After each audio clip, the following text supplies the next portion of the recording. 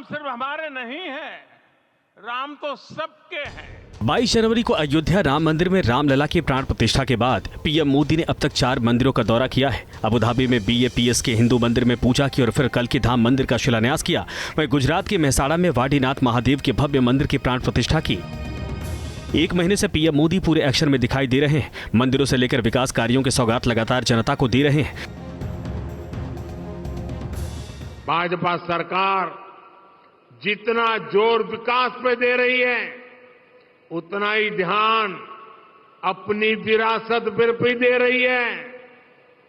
एक क्षेत्र तो हमारी आस्था और इतिहास का एक महत्वपूर्ण केंद्र रहा है। वाडीनाथ धाम गुजरात में सोमनाथ के बाद दूसरा सबसे बड़ा शिव मंदिर है और यहाँ महाभारत काल से ही भगवान वाडीनाथ की पूजा की जाती है। इसीलिए भव्य मंदिर की प्राण प्रतिष्ठा करके पीएम मोदी ने लोगों को आस्था का बड़ा तोहफा दिया है। एक राष्ट्र नेक राष्ट्र, सबका साथ सबका विकास, सनातन धर्म की जो यहाँ धरोहर है, इसके लिए समग्र भारतवर्ष में इतना उत्साह है। अवध में राम, तरफ में शिव। वाडीनाथ धाम के साथ ही काशी को भी पीएम मोदी संत रविदास कॉरिडोर की सौगात देंगे। संत रविदास की 25 फीट ऊंची और 5 टन की कांस्य मूर्ति का अनावरण करेंगे। संत रविदास इस प्रतिमा में आशीर्वाद की मुद्रा में खड़े दिखाई दे रहे हैं।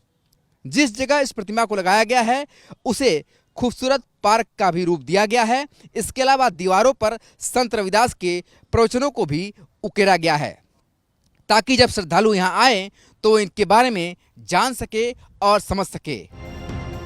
पीएम मोदी के लगातार देश विदेश के मंदिरों में उद्घाटन और पूजन से माना जा रहा है कि बीजेपी ने इस बार मंदिर मुद्दे को वोट में तब्दील करने की तैयारी की है। और सिर्फ राम मंदिर ही नहीं बल्कि पीएम मोदी ने धार्मिक आस्था के उन तमाम केंद्रों को चुनाव से पहले एक साथ जोड़ दिया है जो बीजेपी को बम्पर सीट दिला सकते हैं।